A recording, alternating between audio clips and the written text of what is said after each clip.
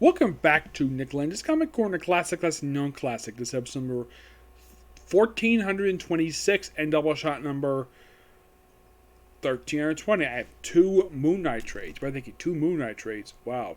A character you haven't really done much stuff for him. Yeah, I'm trying to make up for that because, well, I haven't really done much stuff with this particular, this character.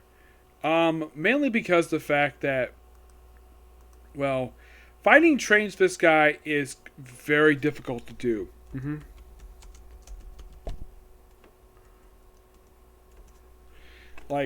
There's only been, a couple, videos I've actually discussed, well, Moon Knight. Yeah, only a couple of them, and just, last year. The last one I did was episode 1378. That was the last time I talked about Moon Knight trade. The first one was 1205. But yeah, there's not really much else I've discussed when it comes to Moon Knight. So, we're going to rectify that by discussing more Moon Knight trades. Now, I should point out, though, if you try to get any Moon Knight trades from Amazon, they are very, very difficult to get because they're so freaking expensive. Like I mentioned before, the first trade that collects Brian Michael Bendis' run for Moon Knight is over $900. And me personally, no, I'm not paying that. Alright. Now, first, we're going to go on to a book that came out, was released in 2010, roughly 11 years ago. We have Shadowland Moon Knight, written by Greg Hurwitz. You're probably thinking, that name sounds so familiar. Oh yeah, it's the guy who wrote Batman the Dark Knight. This was, of course, a few years before he did that. And artwork by Bongo Danzo. Yep, this trade collects the initial 3-issue miniseries Shadowland Moon Knight, and an issue from the classic Moon Knight series from the, I think it was the first one for the series, issue 13, written by Doug Moloch and Bill Sienkiewicz. Yep.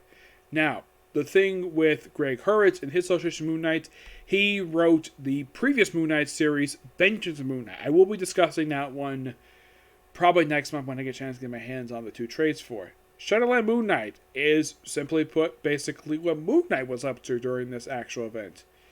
Yep. So, that's pretty much what we can say what he was up to. And we have the debut of a new character known as the Shadow Knight, who, if you don't know who this guy is, they explain him here. He is Mark Spector's brother, and he's their avatar for Cthulhu, I think his name is, the moon god that Moon Knight worships. And he becomes an associate of Daredevil. The way the series is written, it's written like a regular Moon Knight series. Oh yeah, and also we have Daredevil in his black garb. If you're curious though, what is up with this suit? Well, it's Shadowland, and this is the outfit he wore when he was the head of the hand. So basically, he's ordering Moon Knight. He ordered Mark Spector's brother to hunt down Moon Knight, and we have various different creatures here. We have gorgeous artwork here by the artist here, and we have flashbacks of what Mark Spector was his brother, and mostly in the way the series focuses on him. Not much Moon Knight himself, per se. Mostly focused on his brother. And we see him with his girlfriend, Marlene, who was later on is actually his wife and mother of his child, with Frenchie.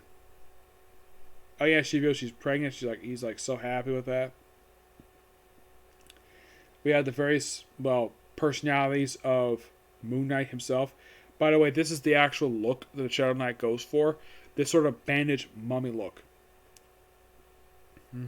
Yep. And while you have Spider-Man, Ghost Rider, Iron Fist, pretty much most of the Avengers fighting the Hand, Moon Knight is doing his own thing. And at Doom we have Typhoid Mary making an appearance. He is Typhoid Mary. Lovely woman, Typhoid Mary. Yep, of course, Daredevil starts fighting Mark Spector himself. There's various different creatures that pops up here that Mark is basically think he's seeing, but not really. And then, of course, then we have, Jake Lloyd basically, Jake as well, you have Mark Spector going home and seeing Marlene, and she's like beaten up. Of course, he has his reality shadow. You see some boxing match, though she survives. Don't worry about that. Yep. And then basically, we have Moon Knight confronting Shadow Knight, and he reveals he's actually his brother at the end of issue 2. Mm-hmm. And then we have brother versus brother in the final issue of this miniseries. Yep. But yeah, just basically them fighting each other, and him apparently dying by the end of the series, killed by some bird creature. And then you have Mark Spector simply just, well, looking out a window wearing pants and basically being beaten up, and he's like smiling. Now I should point out though, next time you see Moon Knight in a solo capacity coming the following year with the fourth volume by Michael Bendis and David Finch. Now also in this trade we also have Moon Knight 13, which is the first time the Moon Knight ever met Daredevil.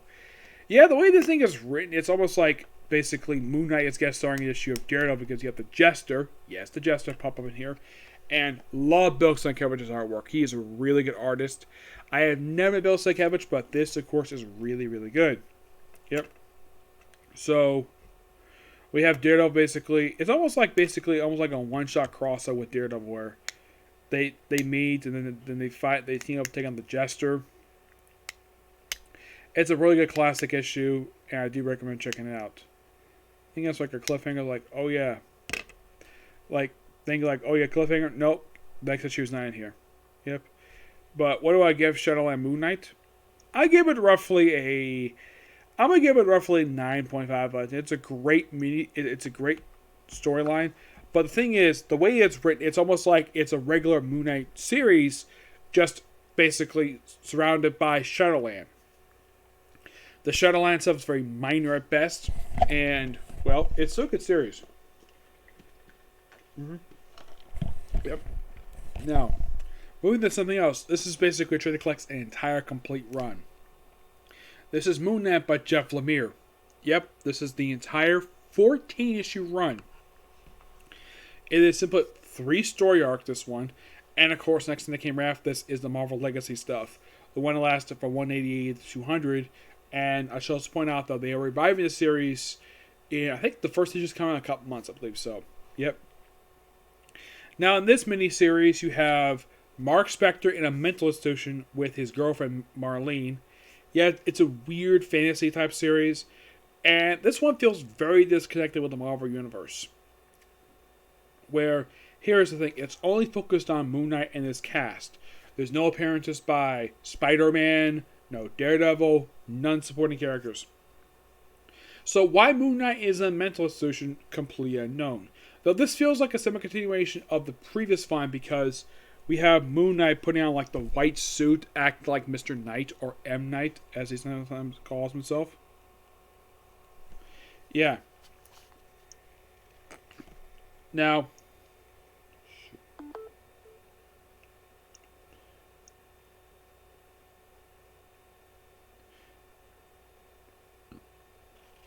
basically, the main artist for these issues is Greg Smallwood. He's pretty much the main artist for all 14 issues.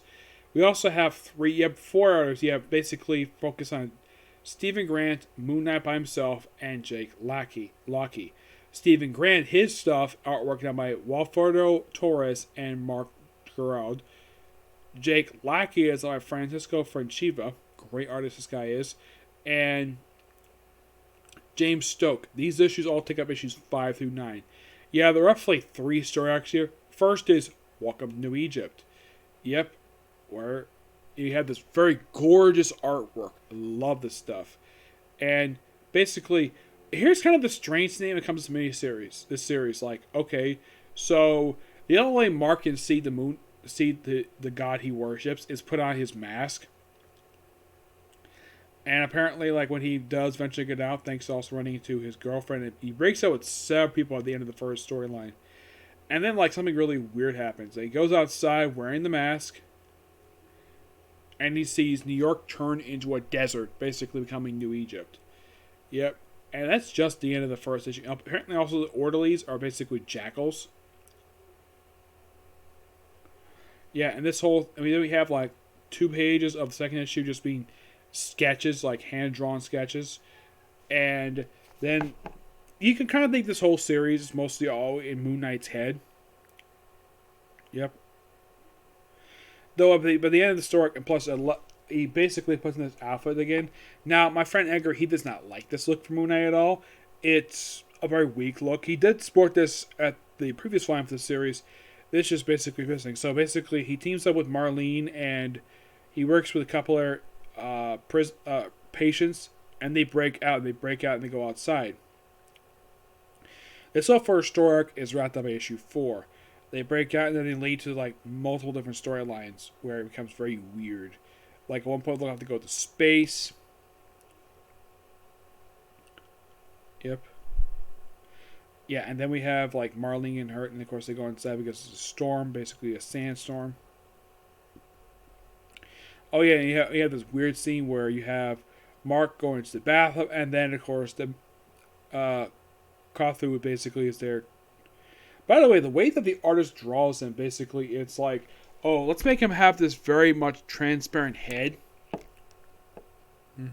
Yep.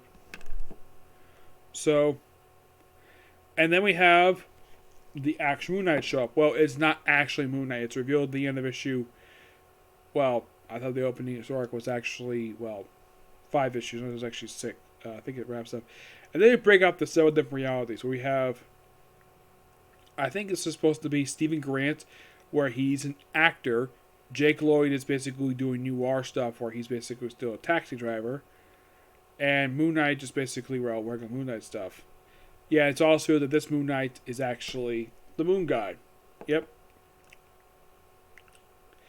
And then we see him like back at home with Marlene. Oh, and issue 6 starts the very next story arc of this run. Yeah, this whole thing of basically going through 3 different personalities, basically like 3 different lives. The one with Stephen Grant, I am not really a big fan of this artist. It looks very the colors are fine. It's just the way it's drawn here. It's like very much sketchy. It's almost like a rush job, like way too many lines. Yeah. And don't worry, this only lasts for a few issues and it's done. It wraps up issue 9. Yeah, I think it's like 9, I think it is. Now, one thing I point out about the Moon Knight stuff, Francis Fukova, basically, when he does this artwork here, it's almost like revisiting the classic series from the 80s. I love this guy's artwork. If you want to check out a really good series by him, read The Spirit Corpse Makers is really good, and his artwork fits very well with that. He has sort of a detective noir style. That's basically just to describe the guy's artwork. And then by issue number 8, they pretty much have the 3 different people meeting up with Mark Spector Moon Knight, and then all 3 of these guys simply disappear by the end of this story arc. And then we lead to the very end of this thing.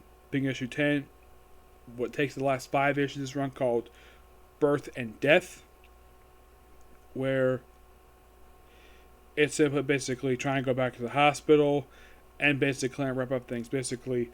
But the best way to describe basically this particular arc is that it has really good artwork.